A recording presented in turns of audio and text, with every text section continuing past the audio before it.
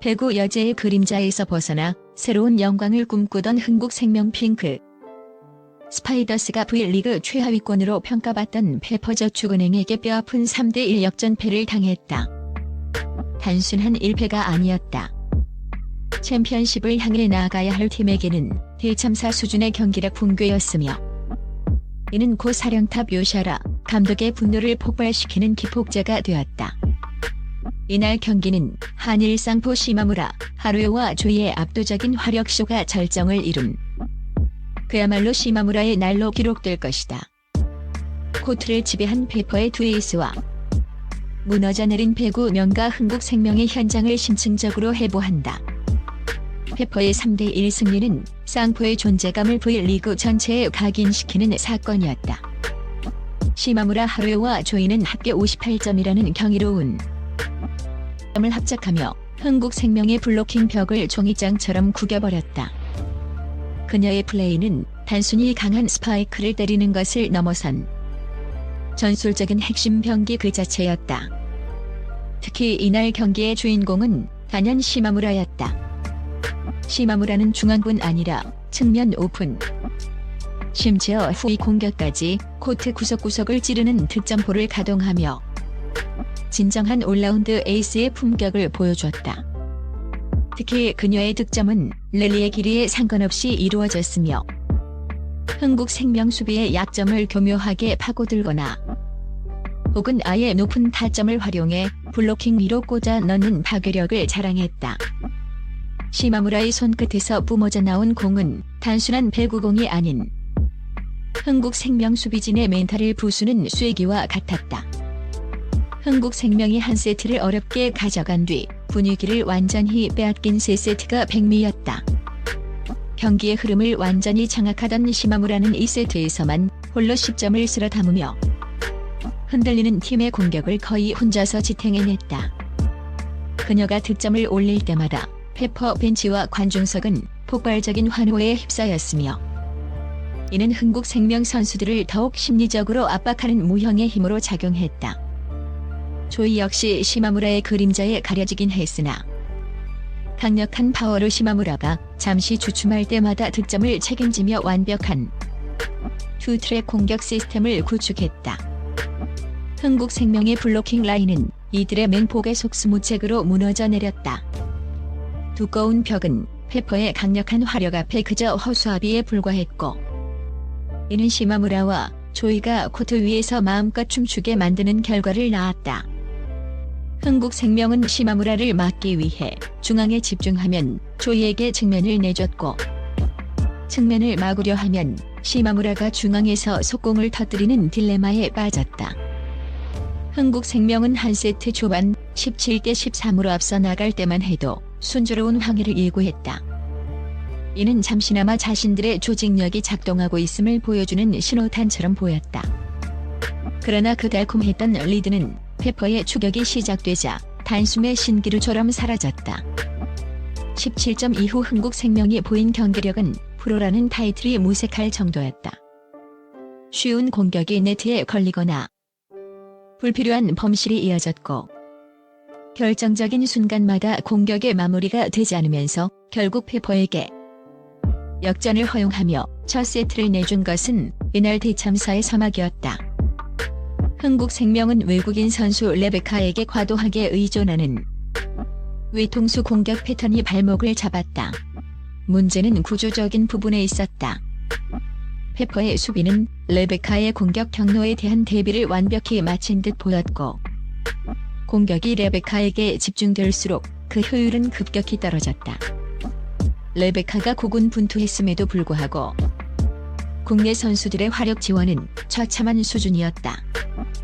키플레이어로 기대를 모았던 김다음과 베테랑 김수지의 공격 효율은 시마무라와 조이의 화력에 완전히 압도당하며 힘의 열세를 절감해야 했다. 특히 국내 공격수들이 중요한 순간마다 주저하거나 힘없는 공격을 시도함으로써 페퍼에게는 손쉬운 역습의 기회를 제공했다. 이는 흥국생명 공격의 예측 가능성을 높였고 페퍼 수비의 블로킹 타이밍을 더욱 날카롭게 만들었다. 흥국생명은 팀의 조직력과 균형이 깨진 채 단지 레베카의 어깨에만 짐을 지우는 무책임한 경기를 펼쳤다. 이는 곧 국내 선수들의 무력증으로 이어졌다. 이 경기는 흥국생명이 리시브와 수비는 물론 공격의 분배와 결정력 측면에서 얼마나 국내 선수들의 활약에 목말라 있는지를 극명하게 보여주는 사례로 남게 되었다. 승리팀인 페퍼저축은행과의 격차는 화력뿐 아니라 균형 잡힌 팀 조직에 있다는 사실이 명백해진 경기였다. 승리팀인 페퍼조차도 짚고 넘어가야 할 논란의 여지는 남겼다. 팀의 기둥 중 하나이자 국가대표 공격수인 베테랑 박정아의 부진이 가장 뼈아팠다. 공격 효율이 바닥을 쳤을 뿐만 아니라 가장 기본적인 리시브까지 흔들리며 팀 전체의 리듬을 망가뜨리는 모습이었다. 박정아의 스파이크는 평소의 예리함과 파괴력을 잃은 채 상대 블로킹에 막히거나 아웃되는 경우가 잦았다. 리시브 불안은 세터에게 부담을 가중시켜 공격의 선택지를 제한했고 이는 페퍼 공격의 다양성마저 위협하는 요소였다. 박정아의 봄 회복은 페퍼가 강팀의 지위를 유지하기 위한 가장 시급한 숙제가 되었다. 더 큰 논란은 장소연 감독의 이해할 수 없는 교체 카드였다. 두 세트는 팽팽한 접전 끝에 승부가 갈리는 중요한 세트였다. 당시 코트 위에서 안정적인 수비와 연결 능력을 보여주던 임주은을 갑자기 벤치로 불러들이고 신예 김서영을 투입하는 강수를 뒀다. 이는 감독의 깜짝 전술이었을지 모르나 결과는 처참했다. 경험 부족으로 얼어붙은 김서영은 공격과 수비 모두에서 실수를 연발하며 팀을 패배의 문턱까지 몰고 갔다. 김서영이 받은 리시브는 불안했고 공격은 상대 블로킹에 막히기 일쑤였다. 만약 두 세트를 내줬다면 경기의 분위기는 흥국생명으로 넘어갔을 가능성이 농후했다. 장 감독의 미스터리한 판단은 승리의 빛을 발하게 한 순간이었으며 하마터면 승패를 뒤바꿀 뻔한 아찔한 장면이었다. 이는 감독의 경기 운영 능력에 대한 의문을 제기하며 승리 속의 5개티로 남았다. 이날 경기는 페퍼가 단순히 복병을 넘어선 진정한 강팀으로 발돋움하고 있음을 입증하는 동시에 흥국생명은 국내 선수들의 무력증과 외국인 선수 의존도 심화라는 구조적 문제점을 고스란히 노출했다. 승패를 넘어 양팀의 팀 조직력과 전략적 균형의 차이가 명확하게 드러난 한판이었다. 경기가 끝난 뒤 코트에는 시마무라의 승리 포효 대신 무거운 침묵만이 감돌았다. 흥국생명 선수들은 고개를 떨군 채 서둘러 코트를 빠져나갔다. 충격적인 패배를 경험한 흥국생명의 사령탑 요시하라 감독은 취재진 앞에서 평소와 달리 격앙된 표정을 감추지 못했다. 그의 얼굴에는 실망감과 분노가 뒤섞여 있었고 인터뷰는 긴장감 속에 시작되었다. 그는 굳게 다문 입을 열어 오늘 경기는 전술적인 실수를 넘어선 정신력의 문제다. 기술적인 부분은 훈련으로 개선할 수 있지만 17대 13에서 역전을 허용하는 것은 용납할 수 없는 집중력 부재이며 이는 프로 선수로서의 책임감 문제로 봐야 한다고 일갈했다.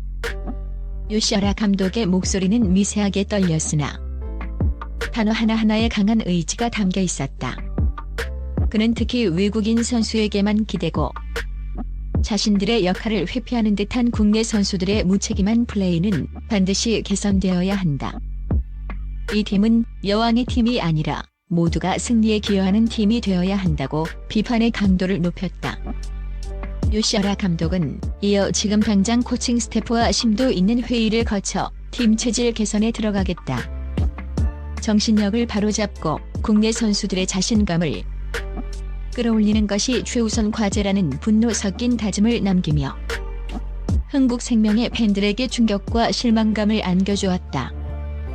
시마무라의 폭발적인 하루는 흥국생명에게는 뼈아픈 대참사로 기억될 것이며 리그 판도를 뒤흔들 중대한 경고로 작용할 것이다. 흥국생명이 이 경기를 계기로 뼈를 깎는 변화를 이뤄낼 수 있을지 팬들의 시선이 그들에게 집중되고 있다.